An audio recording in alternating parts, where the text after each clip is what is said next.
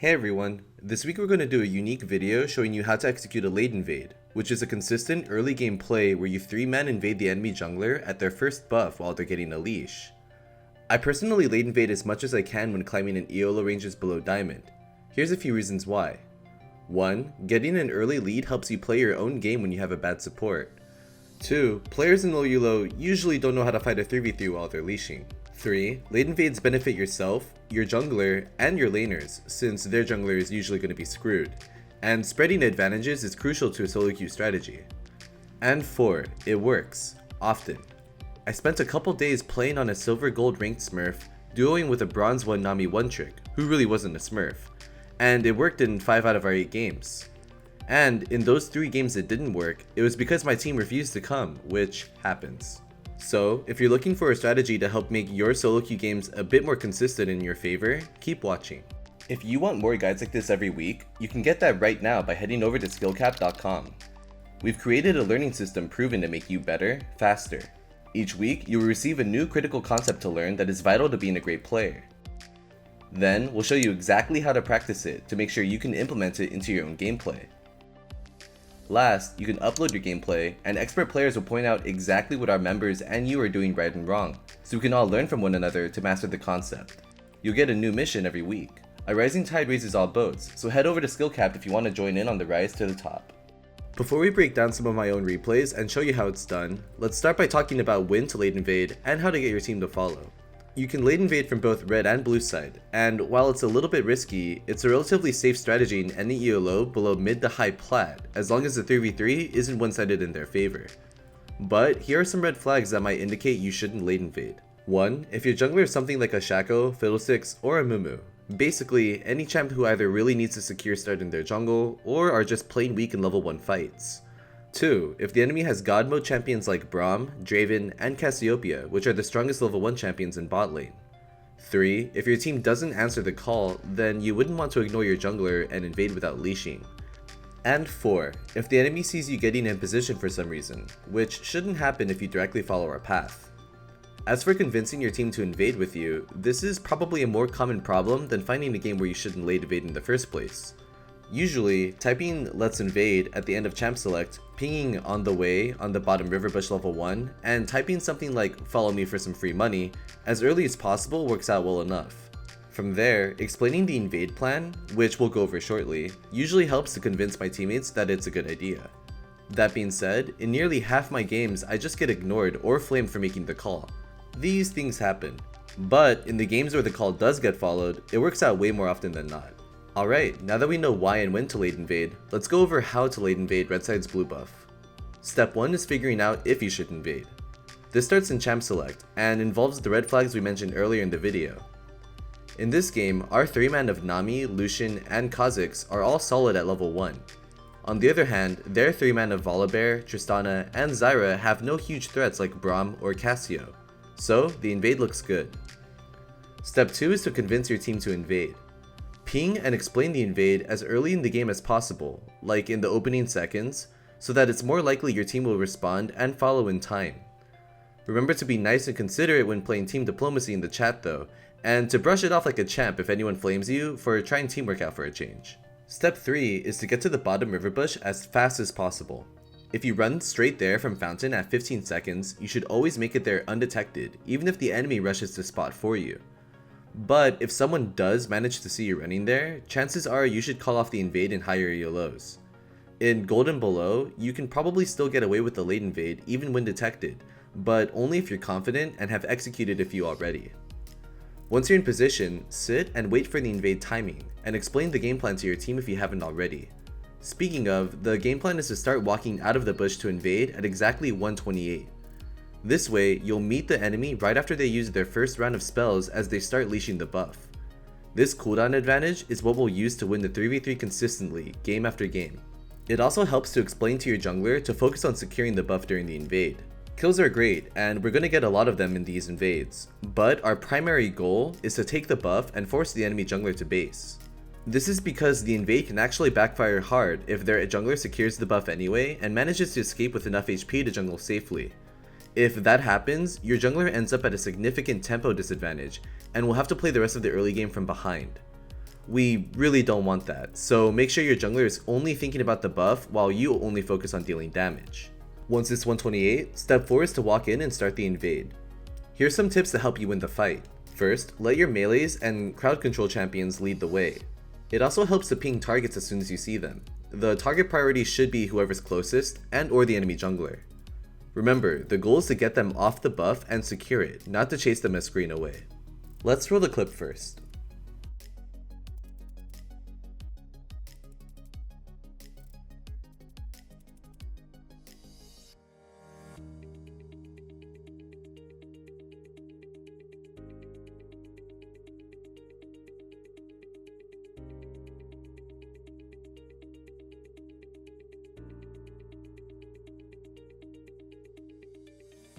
Nice, that went smoothly. Let's review what happened real quick. As we walk in, Zyra isn't watching and is our closest target, so we focus her first. With Zyra gone, the next priority is securing the buff. If Volibear stays within range of the buff, then all damage should be focused on him. But since he's out of range and running, the next priority is to put as much damage on the enemy AD carry as we can, without running too far away from the buff. But to be clear, if both of them were already out of range at this point, I'd just help take the blue buff while zoning the Volibear. We basically want to either force it back or have them start the lane with no HP. These are both advantages that we can use for a calculated all-in early in the laning phase. So, I chased the Tristana for as long as she's willing to let me hit her, while returning to the buff once it's getting close to smite range. When Volibear goes on a suicide mission to get the buff, I kite up over the wall so that I can finish him if he flashes over. By the end, Tristana ends up blowing both heal and her health potion, both of which are super important. Now that we covered the invade, we'll briefly show how I used the health and potion advantage to secure a couple kills early. Since my summoner spells and health potion are up, as long as I hold heal and whittle her HP down patiently, I should be able to create a decent advantage.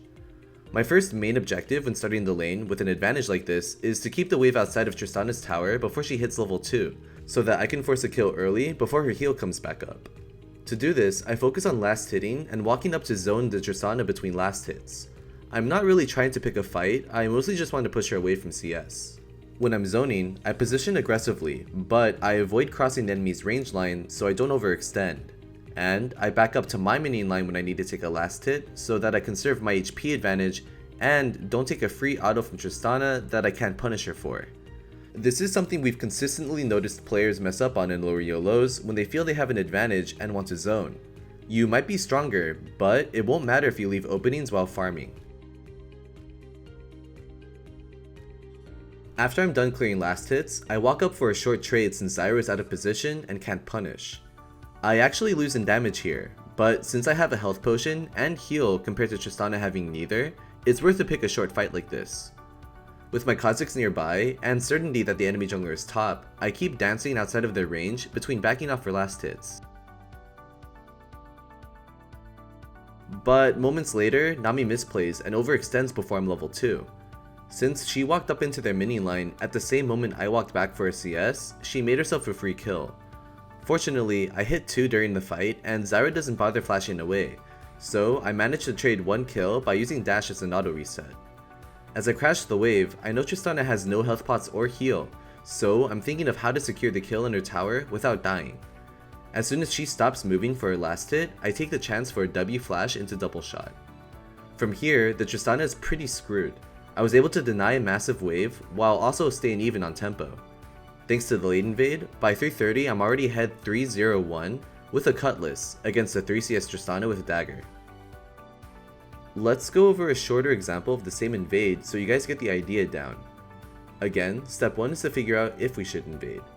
In this game, our Lucian Nami Volibear should have no problems fighting their Jax Bard Twitch, as long as we walk in after Bard uses their first Q on the buff, so the invade is a go. Like last time, I start by pinning the invade early and starting some good old team diplomacy tactics in the chat. As you can see, Renekton initially wanted to tag along, but when we're late invading red side, we never want any solo laners to come with us. This is because it makes them late to their own lanes, which puts them behind. The point of this invade is to create advantages for everyone, not just us at bot lane, so we ping them back and explain nicely that top laners aren't allowed. This is also a good time to explain what the enemy team should be doing to avoid the invade. The solution is actually pretty simple. If one of the duo bot just stands at the river entrance to their bot side jungle here until 127 and drops a ward on Scuttlecrab once they leave to go leash, this invade will never work. In fact, you should approach most of your games watching for invades like this. You don't need to actually be leashing at the buff until 130 at the dot, so it doesn't hurt to keep vision of the river before then, as opposed to just sitting around at blue buff. Anyway, once Volibear is in the bush with us, he eventually gets too antsy and started walking out too early. Thankfully, a few back pings and a calm re-explanation that we should invade at 128 to avoid their cooldowns convinces him to wait a little bit. At 128, we start walking up. Initially, Bard is our closest target, so we focus him first. From there, Jax is the next priority, so we can make it easier for Volibear to secure the buff. Nice, another success. However, this time we didn't manage to get an HP advantage on the Twitch during the invade since he escaped in time. No problem, this means there's a chance for us to chunk him at level 1 if we're patient. Since I know Bard died and Twitch is going to get to lane on time, I sit in the bush and wait for him to walk up for a ranged minion before walking into lane. At the same time he extends a bit for a ranged minion, I walk into lane and cut him off just enough for a few autos and both of our Ws. Now we've met all of our goals, we got our jungler ahead and secured an HP lead bottom. From here, the goal is the same as last game, maintain the HP lead, try to stay opposite side of lane from Bard, and last hit to keep the wave outside of his tower as long as possible, then look for an all-in at level 2. We'll fast forward a bit as Twitch starts autoing the wave and pushes me in. I actually ended up letting his wave get a little too big, which will change how I can fight at level 2. Once I'm 2, they still have a strong enough minion advantage that I can't just walk up and force an all-in. But if they overextend away from their minions and into mine, I should be strong enough to win a fight. So, I stay back behind my ranged minions, and when Bard eventually walks up, I start by taking a small step back to bait him in before turning aggressively. As I'm about to proc press the attack on Bard, Nami misplays by walking away and not igniting or autoing with me for a moment, which makes this a much closer trade than it needed to be. As soon as the Bard drops Ignite on me, I realize I have to trust Nami to finish the kill and run away to stay alive, flashing out early to stay out of lethal range from Twitch E. Twitch loses it and ends up overextending by flashing forward, so I eventually manage to secure a double kill by using dash for an auto reset again. From here we'd usually say you should leave the wave pushing towards you and back to keep the freeze going while staying even on tempo. But I get lazy while I'm smurfing, so I just farm the wave for a bit more gold before backing. Now, let's move on to how to execute this invade from red side. Once again, step 1 is to figure out if we should invade or not. In this game, our Udyr, Tristana, Nami should fare well against their kindred Lucian Alistar, especially since Alistar's level 1 is booty, so the invade is a go. Step 2 is to convince your team as soon as the game starts. It helps to ping the pathing we'll use to invade with, especially from this side. Speaking of pathing, this invade is just a bit different. We still start by rushing to the same bot river bush. It's not impossible, but it's super unlikely that they'll see us enter the bush as long as we're hugging the river wall as we walk in. Then, follow this path to walk around the edge of river up against their wall into the tri-bush, warding the bush over the wall the second before your team face checks. This allows us to avoid their line of sight if they were sitting in the tri-bush, and gives us the best chance to catch someone if they're sitting there. If you find someone here, pay attention to if they ward or not. Chances are they're outnumbered and you'll end up forcing the summoner spell, which is already a success. But if you do find someone and they manage to ward, you'll probably have to call off the late invade to play it safe. If they didn't ward, or if you didn't find anyone, then we're in a good position to execute the invade. Go ahead and wait here until 121. Walking out at 121 will allow us to avoid being seen by the enemy minion wave when it spawns, while still arriving to the red buff right after they start their leash. Akali ends up walking over to join us, despite me pinging her back and telling her it'll screw her lane. She ignored me, so there's not much else to be done except to go get some kills together. Anyway, at 121 we start walking down and around so that we come from an angle that they can't kite away from. I'm fine with leading since we have 4 people, and I start by warding the bush, which I forgot to do in the last 2 clips, and you should always do when invading. Thanks to Tristana jump and some resets, we eventually end up killing all 3 of them. From here, I simply back for a couple of daggers and a refillable pot, and the lane is pretty much done. But we'll go ahead and play out some of the lane to show how I take advantage of their Lucian having no summoners. Again, I don't really bother fighting until level 2 since I'm more concerned with last hits. I make sure to position opposite the lane from Alistar though, and once Alistar hits level 2 and whiffs his Q, I can switch to position more aggressively while still playing to the same minion zones we described earlier.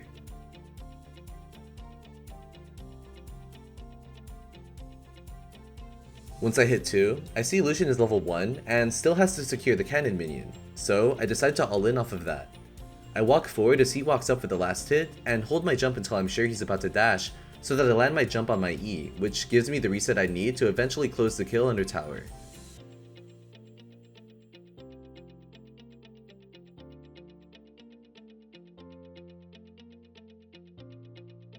After crashing the wave and backing, I'm now up 3-0-1 with Berserker's Boots and a dagger versus Lucian's 6 CS and a Doran's Blade. All because of a cheesy invade and since he couldn't sit back and wait for level 2 in lane. Alright, you guys should be good to go forth and try this strat out for yourselves. Here's a few closing notes though. 1. If you want to avoid getting cheesed like this, remember to sit at the river entrances to your jungle during level 1, outside of Tribush if you're on blue side so you don't get screwed by the line of sight. And to walk to your leech as late as possible, around 127 on red side and 123 on blue side. 2. Remember to focus on getting the buff. The worst thing that can happen, besides you all dying, is losing that first buff. If you do lose it, it's not the end of the world, but that's the risk that comes along with such a momentum-based opening strategy. And 3. This strategy may not always work out, but I really do stand by it and try it every game I can in lower ELOs. In the games where it is possible, I've had an absurd success rate of around 80%, and it's been instrumental in winning games before anything difficult even has to be done. Hopefully, with some practice and guidance, you guys can integrate this cheesy play into your own games and enjoy similar results. Thanks for watching, and hope to see you all next time.